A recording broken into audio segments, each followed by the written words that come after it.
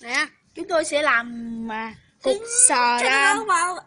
Cho làm cái chế đấu lên, hôm nay mình sẽ làm slime. Bắt đầu là bỏ cho hồ rồi. Đầu tiên chúng ta sẽ cho hồ vào tại hồi nãy mình quên quay. Rồi sau đó mình sẽ cho mình dùng cái muỗng nhỏ nên mình sẽ cho 12 muỗng nước. Bởi vì trong này nó có sẵn một muỗng rồi. 12 4 dùng màu gì bên em? 5 Anh tí 6 Màu gì anh tí? 7 8 9 Màu đỏ nha. Anh tí. 10 10 đỏ, 10 đỏ. Màu đỏ với màu trắng nữa. Rồi. rồi có cần kim tuyến không? Màu đỏ thôi, màu đỏ thôi, màu đỏ thôi, màu đỏ thôi. Ý chọn lấy kim tuyến em. Màu đỏ thôi, nếu như cho thêm màu trắng vô thành màu hồng á. Kệ đi. Đủ rồi, làm cái gì? Cứ bỏ gì màu đỏ. Bỏ gì màu đỏ. Làm cái gì vậy? Bỏ gì màu đỏ. Rồi. Làm ý gì màu á? trắng, ý màu trắng. Lấy cái muỗng quay ơi, lẹ thành màu hồng. Mệt quá, bỏ gì màu đỏ. Giờ Rồi, em vô lấy kim tuyến đi, anh làm cho. Quay ra. Kim tuyến nào gì cũng được. màu trắng nữa. Bị sao? Anh cầm bị xu em coi. Bây giờ màu trắng. Màu trắng. Màu trắng đi. Này, im chưa hết.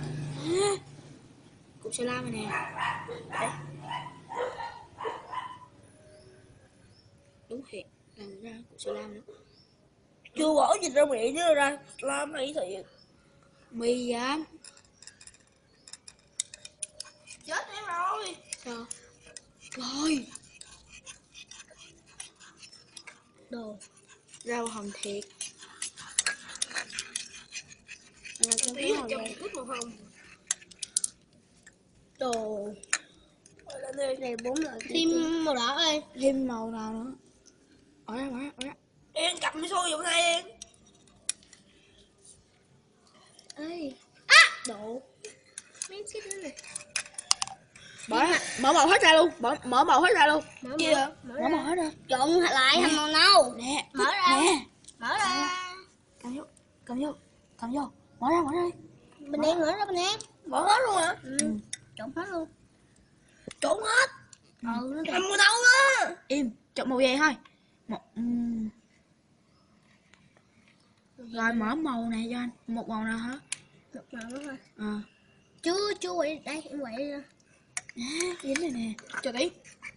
Dính dục cái này chứ. Cho em tuyến vô chưa? Chưa cho dung lịch rơ miệng đúng rồi. Ủa cho dung lịch rơ miệng à? Em dịch trong miệng. Trời ngu. Màu cam kìa. Cục lao cuốn tí thì gì màu. Nè mà Đây là nước máu nè. Rồi, vô. Quay đi. em để trước, anh mở ra em quậy ra. Rồi. Rồi. Cho màu vậy đi, cho đẹp. Đúng không? Đẹp ơi. Rồi kim tuyến màu gì? Để em cho. Bỏ kim tuyến màu gì? Đủ loại luôn hả?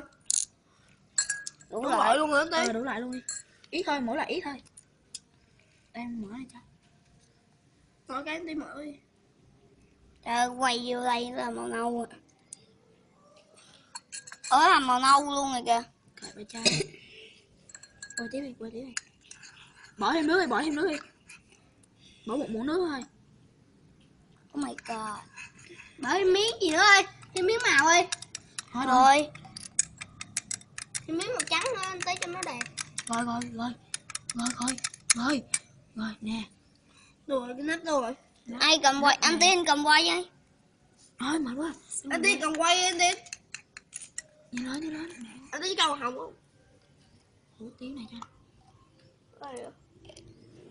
Trời ơi chú Du. Em hủ tiếu với cho hồi này cho anh. Hủ tiếu cái này hồi này cho anh. Đi hủ tiêu đi. Lục hết Ra quay nè. Lục này đi. Em đánh chuỗi không? Đây. Cái nữa. Cực thần Dương. Ủa đỏ không ta? Em Ít thôi. Rồi. Rồi. Quá đẹp luôn. Oh my god. Rồi, vô trước. Rồi cho em lâu. Trong dịch lông hả? Ê, có giấy không? Giấy lâu đi. Ý là lấy ở ngay các bạn có cuộn giấy vệ sinh đó. Đó. Làm cho quay ra. Chúng ta đã bị đổ một miếng rồi các bạn. Trời nào mới tới. Quậy lâu á. Lần đầu. Đây là cuộc slam kinh khủng nhất lần đầu mình làm. Em sai làm sai đó, bỏ chung lịch rơm mạng trước á chứ không phải đi cuối đâu. Cuối Cuối là sai rồi. Rồi không được rồi. Không thành công rồi. Xuống hỏi con Bin ơi, Đúng rồi. còn lâu lắm á. Bin nó làm nè, bán luôn á. em cũng bán rồi. Nó bán rồi. Bán mà quậy đều quậy mạnh lên. Vậy mà nó đổ bà đó mà nồi luôn. Xuống rửa này xong thay nước. Xuống rửa này Thay nước đi. Thay nước đi. Rửa chân tay, rửa chân tay. Thôi tí nữa đi, tí nữa làm được không cho. Đây em khuấy. Cầm, Bình Yên cầm ơi. Nè. Đây em khuấy không? Thôi. Đây là cuộc trong khi để mấy người này khuấy thì mình sẽ test cuộc slam đang bị hư hỏng. Nè. What a quýt. Sai rồi, đúng rồi, khuấy mạnh luôn. Rồi được rồi, được. Rồi được rồi. Như đó thôi. Này bị hư hỏng thiệt á. Quay đi, không được đâu. Rồi bây giờ mình sẽ cắt cho các bạn. Biết cắt không á?